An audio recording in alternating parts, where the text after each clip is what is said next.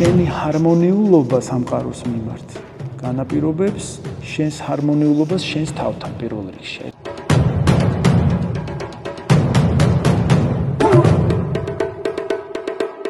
მოგესალმებით მეგობრებო, როგორც ხედავთ, ჩემს უკან ძალიან ლამაზი იაპონური შენობა დგას, ეს იმას ნიშნავს, რომ ვიყოფები გოჯურიუს კარატეს აკადემიაში. ძალიან მაინტერესებს ეს სპორტი ჩემს ცხოვრებაში. პირველად ვცადო თქვენთან ერთად და მოუთმენლად ველი შევხვდე სენსეის. წავედით.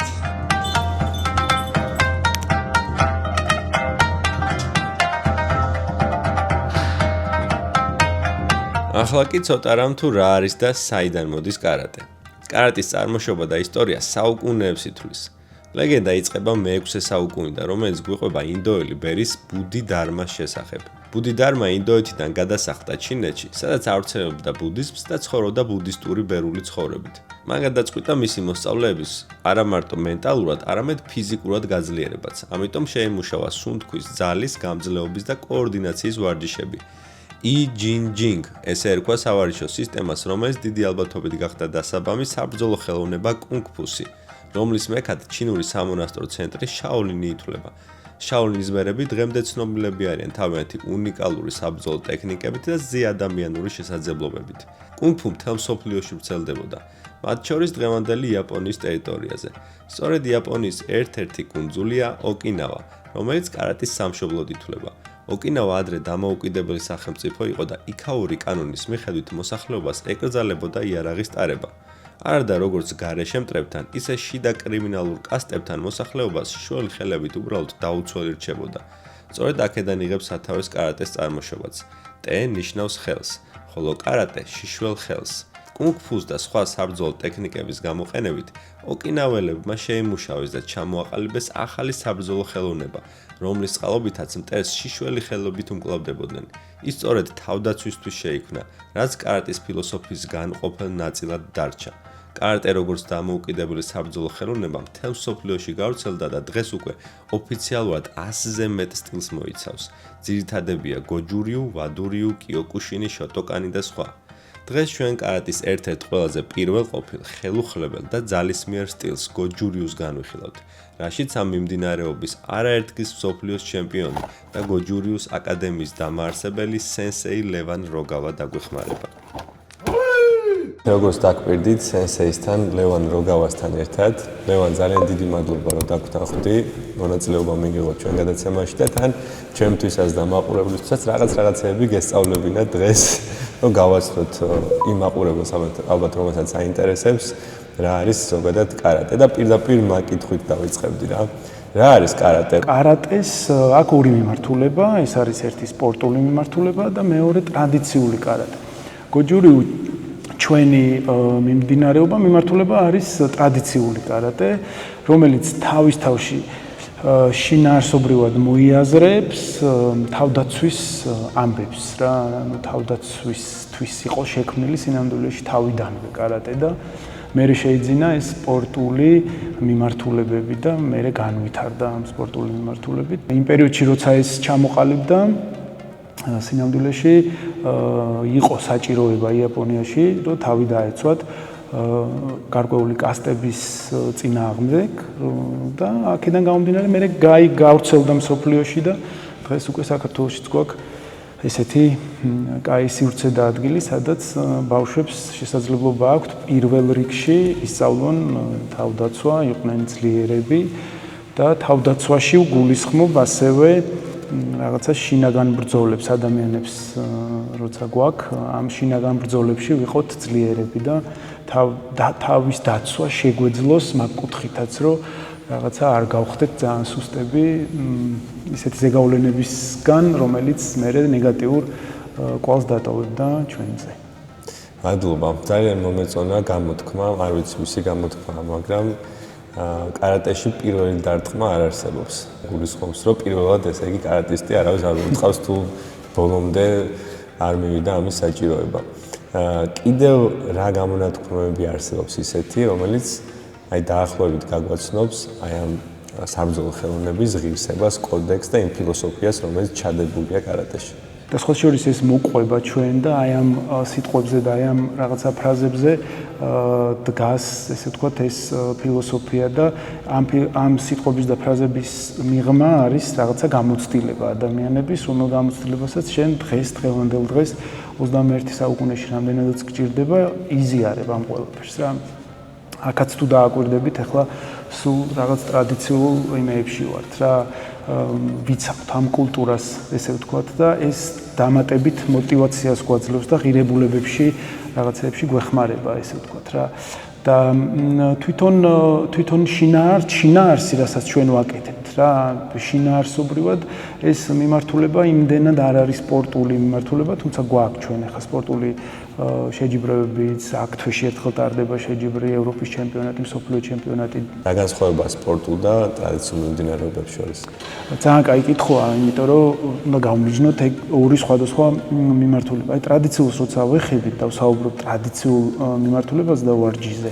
ტრადიციული გულისხმობს ზუსტად იმ ტრადიციებზე, იმ სისტემაში ვარჯიშს, რა ტრადიციებიც იყო ადრე და ეს დგას ამას. და სპორტულ მიმართულებას რაც შეეხება, ხო, სპორტული მიმართულება არის ყოველდღიურ სიტუაციაში განვითარებადი, ახლა ვთქვათ, რაც შეიძლება უბრალოდ რო ნებისმიერი სპორტი ავიღოთ.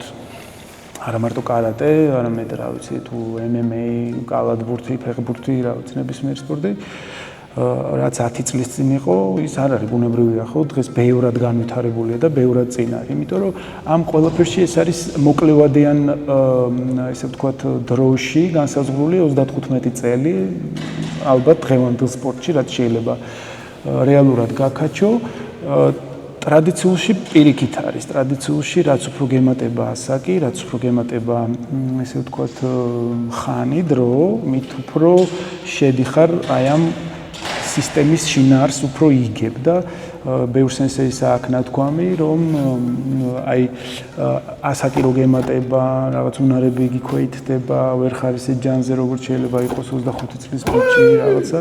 აი პარალელურ რეჟიმში ეს სისტემა გეხმარება, რომ ყოჩაღად იყო, რა უფრო მოძლიერდე, თვითონ სტრუქტურა, სისტემა, სახსრები, კუნთები, გული, რა ვიცი, ყველაფერი ერთად მუშაობს და ეს სისტემა იმდენად გამოსცა დრომ და ისე მოვიდა დღემდე, რომ რა ვიცი, უმაგრესი ისა აქ რა შედეგებიც და ოკინავას რადგან ვიხებით და ოკინაურის საბრძოლო ხელოვნება, აი იაპონური ოკინავა ითვლება ერთ-ერთ ყველაზე, ისე ვთქვათ, ჯანმრთელ ბლუ ზონად მსოფლიოში, რომ დაგუგლოთ, ეგრევე ამოგიგდებთ ოკინავას, იმიტომ რომ არ მახსოვს 70 წელია თუ არ ვცდები საშუალო ასაკი.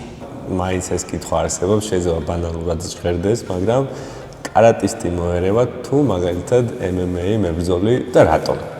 რაც შეეხება ხა ამ კითხვას, ეს კითხვა არის ორ ნაწილად გაყოფილი. ერთი არის, როცა ქუჩაში მჭირდება ეგ და ქუჩაში წესებს არ ემორჩილება და შეიძლება საერთოდ MMA არ იყოს შუაში და მე მინახია ადამიანები, ვთქვათ, რა ხდება ქუჩაში რა, შეიძლება ვიღაცა ტიპი ჯანზე იყოს, ძალიან მაგარი იყოს, მაგრა იბრძოდეს და ვიღაცის დარტყმამ, რომელიც არის 6 კილო, 7 კილო დარტყმა პირობითად ვიძახი დააგდოს. რატომ? იმიტომ რომ ტიპმა ვერ დაინახოს, როდის ურტყავს ხელს.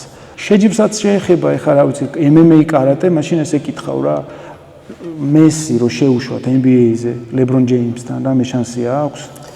ეგრე ძალიან არ გასხვავდება, მე მგონი. თამაშია ორივე. ბოქსიორი რო შეხვდეს MMA-ის ტიპს, MMA-ის წესებით, MMA-ის წესებით შანსი აქვს. პირიქით. MMA რატო დავსვე კითხვა, იცი რომ MMA-ში ხო გაერთიანებულია ეს ყველა საბრძოლო ხელოვნება და ასე თუ ისე MMA-ის მებრძოლი ჭიდაობს კიდევაც, ფეხსაც ხმარობს, ხელსაც ხმარობს და გავს, ხო ხტები? ანუ წესები შეიძლება განსხვავებული იქ რაღაცა მოსულა, აქ არ მოსულა, მაგრამ აი pound for pound ეგ მაინტერესებდა მაინც რა, ესე. წესია პირველი შეზღუდვა. ხო მე თანხმდი, ანუ წესებში თუ თანხმდებით მე და შენ, ხო? მაშინ მე როგორც კარატისტი შეიძლება MMA-ში გამოვიდე და გავილახო, მაგრამ პირიქით თუ მოხდება, შენ როგორც MMA-ის ტიპი, რომელსაც გააქვს რაღაც გამოცდილება, შეიძლება ჩემთან ვერ დადგე, ვერც ბოქსიორთან ვერ დადგე, მაგას ვიძახი. თორე ხა ქუჩის თემა საერთოდ სხვა თემაა. მაგალითად მე 90-იანების გამოვლილი მაქვს და ძალიან პოპულარული იყო მაგ დროს ძალიან პოპულარული იყო კარატე. აი კარატეზე დავდივარ, რომ იტყოდი, ესე იგი, და შიში ზარცემდი, რომ აი ეს მაგრა ჩხუბობს, ახლა კარატეზე დადის და წავიყვანოთ იქ შელაპარაკება გვაქვს და თუ გინდოდა ჩხუბი გესწავლა, გახსენდებოდა კარატეზე მისულიყავი რა. რაღაც ყოველ შემთხვევაში ჩემ გარშემო ესე იყო რა. ძალა იყო რაღაც. მაგრამ ეხლა რომ უკვირდები, ეგრე აღარ არის რა. ეხლა თუ ვიღაცას ჩხუბი უნდა, ან MMA ახსენდება, ან ბოქსი ახსენდება, ან კიკბოქსი, ანუ თითქოს ჩაანაცვლა ეს შიშის ზარი სხვა საბრძოლო ხელოვნებებმა. რატომ მოხდა შენი აზრით ეგრე? თუ მთვლივ ეგრე. მე ვფიქრობ, კი, გეთანხმები, იმიტომ რომ პოპულარიზაცია კარატესი არ არის ისეთი კომერციული თვალსაზრისით, როგორც შეიძლება იყოს MMA. ჭირდება კარატეს კომერციალიზაცია. აუ, ძალიან კაი კითხვაა, ალბათ კი. ალბათ ჭირდება, მაგრამ არ უნდა დაიკარგოს ძალიან მნიშვნელოვანი რაღაცა რა. არ უნდა დაიკარგოს ის გზა, ის ფილოსოფია არ უნდა დაიკარგოს, რომ ადამიანებს მუდმივად შეეძლოთ განვითარება თავიანთი თავის რა. ეგ არ უნდა დაიკარგოს. იმიტომ რომ თვითონ ადამიანის ხარისხი, რა ქვია, არსებობის და ადამიანობის უმჯობესდება და უმჯობესდება. ანუ ესე არ არის, თქვა, ფეხბურთივით 35 წლამდე მივედი, თავი დავანებე და მე აღარ გავეკარე ბურთს, ეგრე არ არის აქ რა. აქ ნახავ ამ დარბაზში, ნახავ 65 წლის ადამიანს, 70 წლის ადამიანს, ვინც ვარჯიშობს. ახლა ინდოეთიდან იყო სენსეი ჩამოსული ჩვენს გახსნაზე, აქ აკადემიის გახსნაზე, რომელიც არის 82 წლის და ისეთ რაღაცებს აკეთებს გიორგი, რომ აი ვერ წარმოიდგენ. და მე ვერ წარმომიდგენია, მიუხედავად ჩემი ძალიან დიდი პატივისცემისა, 80 წლის MMA-ის იმდენად მძიმეა იქ. ძალიან ტრაუმულია. ხო, ვერ წარმომიდგენია, რომ 80 წლის MMA-ის ადამიანმა ისეთი რაღაცეები გააკეთოს მაგასაკში. შენი ინტერვიუ მოусმინე, სადაც საუბრობ, როდესაც ადამიანი რაღაც სიკეთეებს იღებს, ეს როგორც ენერგია, ისე უნდა მიიღოს და შემდეგ დააბრუნოს, ან უკან ან სამყაროში უკან დააბრუნოს და რატო გისმევ ამ კითხვას. სამყაროს როგორც არა მატერიის, არამედ როგორც სულიერების ფილოსოფია. ეს შენი დამოკიდებულებაა პირადი თუ კარატე მოიცავს ამ ყველაფერს? ამ ყველაფერს მოიცავს ის გზა, რომელ გზაზეც მე ვდგავარ და ჩვენ ვაკეთებ. შენი ჰარმონიულობა სამყაროს მიმართ განაპირობებს შენს ჰარმონიულობას შენს თავთან პირველ რიგში. რამდენად შენ ხარ ჰარმონიული შენს თავთან. რამდენად გაქვს მიმღებლობა ამ შენი თავის და პირველ რიგში ჩვენ სენსეები ვართ ადამიანები, ვინც ვეძებთ სისუსტეებს. არა იმიტომ რომ მე ეს ადამიანი დაჩაგრო ან რაღაცა პირიქით. სისუსტეებზე მიუთითოთ ერთმანეთს, რომ მე გავძლიერდეთ ამ სისუსტეებში და ვიყოთ უფრო ძლიერები. ეს გზა გვეხმარება, მე ვიყოთ რაღაცნაირად უფრო მშვიდები, აი ამ ღირებულებებზე ვსაუბრობთ, ამ ფასეულობებზე, რომ აი სამყაროში რას ნიშნავს სიკეთე, რას ნიშნავს ბოროტება, როგორ შეიძლება ადამიანებს დაეხმარო, როგორ შეიძლება ადამიანის ტკივილი გაიზიარო. აი იაპონიას ეს აქვს და ძირითადად ადამიანები არიან კეთილგანწყობილები ერთმანეთის მიმართ, იმიტომ რომ მან იცის, მისი შეგნება, მისი ფილოსოფია, მისი ცნობიერება იმ დონეზეა, რომ მან იცის, რომ მისთვის როგორც ადამიანისთვის მეორე ადამიანი არის ყველაზე მნიშვნელოვანი. რომ რამე კატაკლიზმები, უბედურება, ომი, რაღაცა ის არის, ვინც დაგიდგება გვერდში. ის არის, ვინც ხელს გამოგიწვდის. ხო შეიძლება რომ რაღაცა უფრო რაღაცა კეთილგანწყობილები ვიყოთ ერთმანეთის მიმართ და კაი უკვე აპრიორი ნიშნავდეს, რომ კეთილგანწყობილები ვართ, მიუხედავად იმისა, რომ შეიძლება არ ვიცნობდე მე ადამიანს რა. ძალიან მნიშვნელოვანია. მაგალითად, ჩემს ბავშვობაში არ სტადიონი მქონდა, ერთი ავტოფარეხი იყო, ერთი ძელი და მეორე რაღაცა ხერო, ფეხბურთი გვეთამაშა და დანგრეულ ასფალტზე ვთამაშობდით ფეხბურთს. ოღონდ რაღაცა გავეკეთებინა. ამ ფეხბურთს კარ ნებისმიერ სულ ფიზიკური აქტივობა ქონდა ძალიან დიდი რა. მაგრამ ძალიან შეიცვალა ეს TikTok-ი, ეს გაჯეტებშია ჩახედილი დღევანდელი ბავშვების უმეტესობა. ძალიან რთულია მშობლისთვისაც დაუშალოს ეს ყველაფერი და ძალიან რთულია შემდეგ ამ ბავშვების რაღაცა სპორტზე შეყვანა, იმიტომ რომ მე თვითონაც ხო ინსტრუქტორი ვარ და ძალიან ვუჭირთ მშობლებს მოიყვანონ თუნდაც იქამდე, რომ ჩააბარონ მასწავლებლებს რა. იმიტომ რომ არ აინტერესებს რა ბავშვს და შენთან რომ შემოვედი ამდენი ანთებული ბავშვი ვნახე, რომელსაც აი სიხარულით უნდა მოსვლა აქ რა. როგორ ახერხებ ამას? აი რა მეთოდები გაქვს, რომ ეს мотиваცია მიცემ პატარებს? ძალიან სწორი ის გაქვს შენიშვნა, იმიტომ რომ ეს ბავშვები დღითი დღე რაც ჩვენთან მოდიან და ჩვენთან და მე მარტო არ ვარ, აქ ბევრი სენსეია, ვინც მიმართულებით ბავშვებს ეხმარება, უნდა ნახო რამდენად სუსტები მოდიან, რაც დრო გადის, მით უფრო სუსტი ბავშვები მოდიან, იმიტომ რომ ბუნებასთან კავშირი არ აქვთ, ან კონტაქტი არ აქვთ, ეს უნარები, ეს რეფლექსები, ეს რაღაცა გამბედაობა, რო ხეზე აძვრეს, ან საიდანღაც გადმოხტეს, ან რო დაეცემა ველოსიპედიდან გადმოვარდება, არაუშავს ადგება, ესენი დღეს იკარგება. და ვიტყოდი რომ რაღაცა ციფრული ის გვაქვს რა ოკუპაცია რა ამ ბავშვებს ეს гаджеტები ეს ისინი მათ უნარებს და აი ამ ფიზიკურ შესაძლებლობებს თრგუნავს რაც მე მგონი განგაშის საფუძველი უნდა იყოს წესით მშობლებისთვის რა არ ვამბობ გინდა თუ არა აქ მოხვიდე მაგრამ ნებისმიერი აქტივობა უნდა აიღო შენ სახლთან ახლოს არა აქვს მნიშვნელობა შენს სამსახურთან ახლოს ან სადღაც რომ შენი შვილი მიიყვანო და დატვირთო რაღაცით რომ აი ეს ფიზიკური აქტივობები გქონდეს შეიძლება ვიღაცას არ გქონდეს ამის არც დრო არც რესურსი არც რაღაცა მაგრამ აი კვირაში ერთხელ რომ მამამ დედამ შულს ხელი მოკიდოს და გახვიდეთ თქვათ გავიდნენ სადღაც ბუნებაში ან სადღაც აი ბლისის ტბასთან ან სადღაც კუს ტბასთან მნიშვნელობა არა აქვს რა ვიცი სად რეგიონში თუ ცხოვრობს არა აქვს მნიშვნელობა ხო კულტურაში უნდა იყოს ეს ანუ ჩვევაში უნდა იყოს რომ აი ნახევარი საათის ამბავია ის ბავშვი მე იგებს ამ ბუნების გემოს თავისუფლების გემოს არ არის მე მისი ტვინი ძალიან დახშული აი ამ რაღაცა ემითი და განიავებული აქ უფრო ტვინი და შესაბამისად კარგ რაღაცებზეც ფიქრობს რა და ჩემი ნათესავი ბავშვი წავიყვანე სათევზაოდ ერთ დღეს და აღმოვაჩინე იმ დღეს რომ იმ ბავშვმა ბევრად მეტი ისწავლა იმ ერთ დილას სათევზაოდ წავიყვანე, ვიდრე მთელი წელი სკოლაში სწავლობდა რა. ეს ჩემი პირადი განცდა რა თქმა უნდა, მაგრამ ეგრე მგონია რა.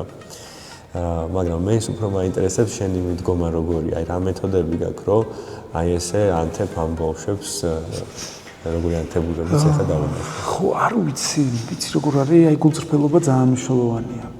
ასევე მნიშვნელოვანია შენი შრომის უნარიანობა, არ უნდა დაგეზაროს რაღაცეები რა. მე ჩვენ გვაქვს ეს რაღაცა სიტუაციური გარემოებები, საუბრები გვაქვს ესეთი, თქვათ რა. ვიღაცა ახლა შეიძლება უნარები, ფიზიკური სიძლიერე არ ქონდეს იმას ისეთი ძლიერი, ამას ატყობ. ეს უნდა შეატყოს წესით, ეგ და ესეთ ბავშვს პირიქით უნდა მიცეს мотивაციას და უთხრას რომ შენ გამოგივა ძლიერი ხარ, არ შეახვედროს უფრო ძლიერს, არ გაალახინოს იმასე ეს, არ გატეხოს ბოლომდე და ამ პატარა ნიუანსებს ძალიან ვაქცევთ ყურადღებას და არა მარტო მე, ყველა ხა აქ ვინც არიან სენსეები, ყველასთვის ეს არის რაღაცა უზენაესი წესი, რომ ადამიანებს ბავშვებს განსაკუთრებით სათუთად მოვეპყრათ და მოვექცეთ. მადლობა ძალიან დიდი, ძალიან საინტერესო მოსაუბრე ხარ და ეხა კიდევ ძალიან ბევრი კითხვა მაქვს, მაგრამ ვარჯიში გვეწყება, როგორც ვიცი და ესეც ძალიან მაინტერესებს და ბოლო კითხვას დავსვავ რა. ვიცი რომ ეს ყველაფერი რასაც ეხა ვხედავთ ეს სკოლა შენი ძალებით თავიდან ბოლომდე შენი ძალისხმევით და შენი გუნდის დახმარებით შეძელი და ძალიან ვაფასებ ამ ყველაფერს, იმიტომ რომ შენი ისტორიაც დაახლოებით რა გზა გამოიარა აქამდე, ასე თუ ისე გადავაბე ამ ყველაფერს თვალე. რატომ აკეთებ ამ ყველაფერს? რა არის შენი რატომ? რა გაძლევს ამ ყველაფრის ძალას? ის როგორ არის, როცა გიყვარს რაღაცა საქმე და ამ საქმეს აკეთებ ერთგულად, მე გჯერა ამ ყველაფრის და მიდიხარ ისე რომ უკან არ მოიხედავ და წინაც არ იყურები რა, იმ მომენტში აკეთებ მაგ ყველაფერს რა, ეს რასაც შენი გული კარნახობს და შენი ესე ვთქვათ სული და რაღაცა ეს ერთად გეუნება იმას აკეთებ რა და არ ვიცი ხა ეს რაც გავაკეთეთ ხო წარმოუდგენელია იმიტომ რომ ძალიან ბევრი ადამიანი გვეკითხება როგორ რანაირად რამდენი მეილი მომდის უცხოეთიდანაც რომ პროექტი რაც გავაკეთეთ არის ძალიან უნიკალური და ყველა იმ ადამიანს ვინც ერთი აგურის დადებაში დაგვეხმარა აქ და რა ვიცი ყველას მადლობას ვუხდი რომ ესეთი სიკეთე გავაკეთეთ ერთად და ერთობლივად იმიტომ რომ როცა ფასეულობის გარშემო ხარ, როცა გიყვარს შენი საქმე, როცა არ ღალატობ შენ საქმეს და ბოლომდე დაუდგები, რა ვიცი ალბათ მთებს გადადგავ რა. უნდა დაიჯერო ამისი რა. მართლა მთელი გულით და სულით აიგისურვებ. დიდი მადლობა თქვენ. კიდევ უფრო დიდ განვითარებას და წინსვლას და კიდევ უფრო ბევრი ბავშვის და მოზარდის აი მოყვანას და ამას ნამდვილად შენ მოახერხებ, იმიტომ რომ ესეთი გზით მიდიხარ. ეხლა კი ძალიან დიდი იმედი მაქვს, რომ რაღაცებს ვისწავლი მეც. იმედია ქუჩაში არ დამჭირდება, მაგრამ ჩემი განვითარების და ჩემი ცოდნისთვის ძალიან გამომადგება. წავიდეთ. იქიდან გამომდინარე, რომ დღეს გიორგი ყავს სტუმრად, რომელიც ჩვენთვის გადაცემას აკეთებს, რომ ფართო საზოგადოებას გააცნოს, რომ რა მაგარია გოჯურიუ და რა კაი ხალხი ვართ აქ შეკრებილები, ეგ რო გააცნოს. ამისთვის მას მადლობა, ძალიან დიდი მადლობა გიორგი.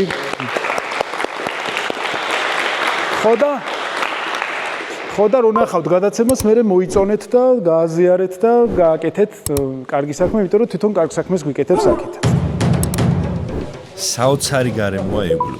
ვარჯიში ძალიან საინტერესო და ძალიან ინტენსიური გამოდგა. სენსეი ყველაფერს გულმოდგინედ გვიხსნიდა. დავამუშავეთ ბევრი ილეთი და ვისპარინჯი.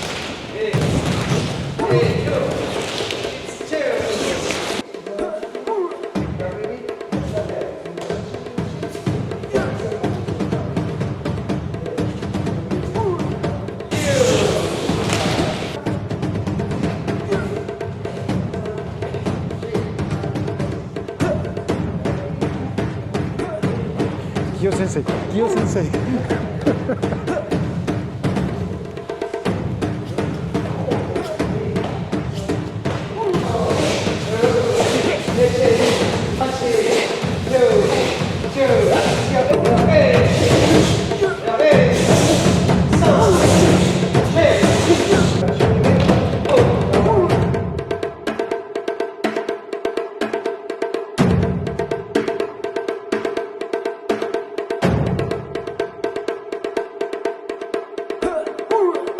Yo, hechi, yo, hey, ¿qué pasa? Yo, hechi, ahí, llegares.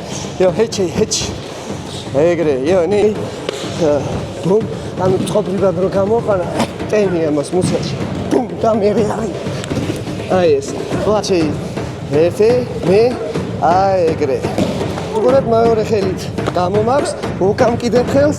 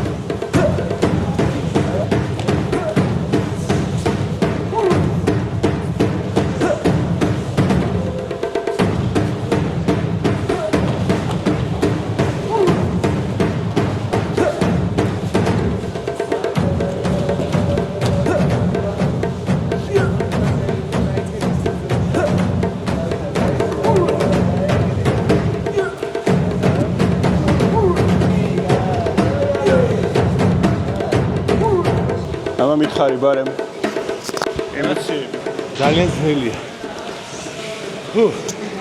ალბათ რამდენი წუთი ვისპარინგე.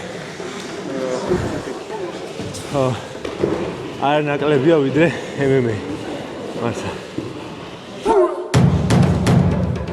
ინდივიდუალური სპარინგების დროც მოვიდა.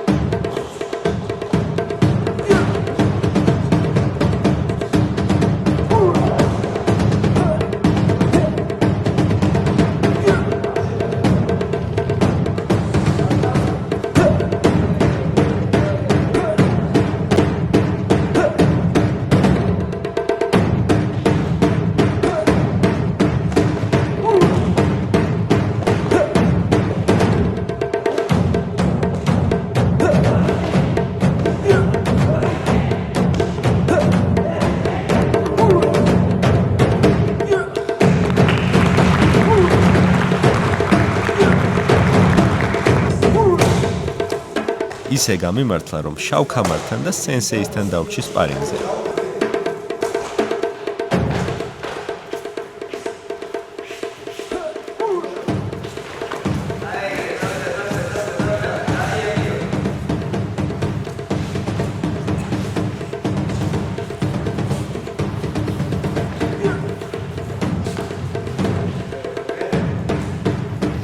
ჩემი აქილევსის ღვიძლიც საქმეშია.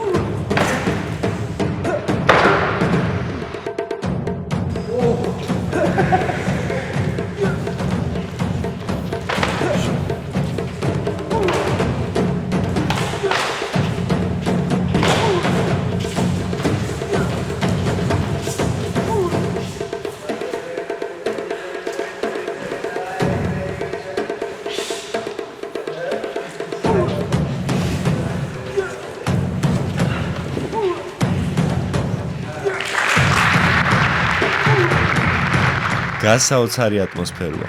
პირდაპირ ვიტყვი, რომ კარატე ნამდვილად შემიყვარდა.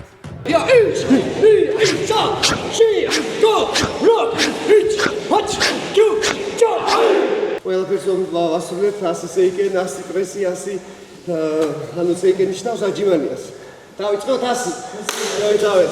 ასე აჯიმანი. ამდენი ვივარდი შემცემს დამახჩეს. ეხა აჯიმანი უნდა გავაკეთო 100. Ja, 1, 2, 3, 4, 5, 6, 7, 8, 9, 10.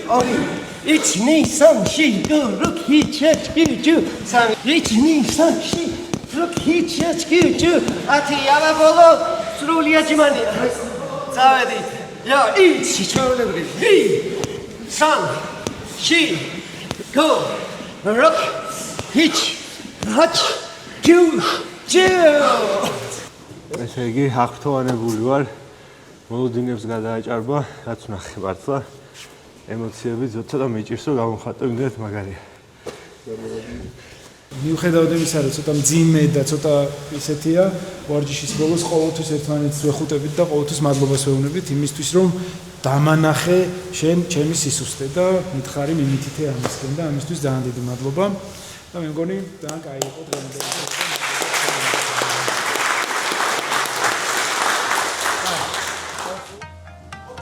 მადლობა რომ მიყურე. აუცილებლად დაალაიქე ეს ვიდეო და გამოიწერე ჩემი არხი. ასევე დამიწერე კომენტარში სპორტის ან ვარჯიშის რომელ სახეობას და რომელ სტუმარს ისურვებდი შემდეგ გადაცემაში. დროებით. აი ეს არის ნახელავი. შავი გამრის ფეხი მახატია.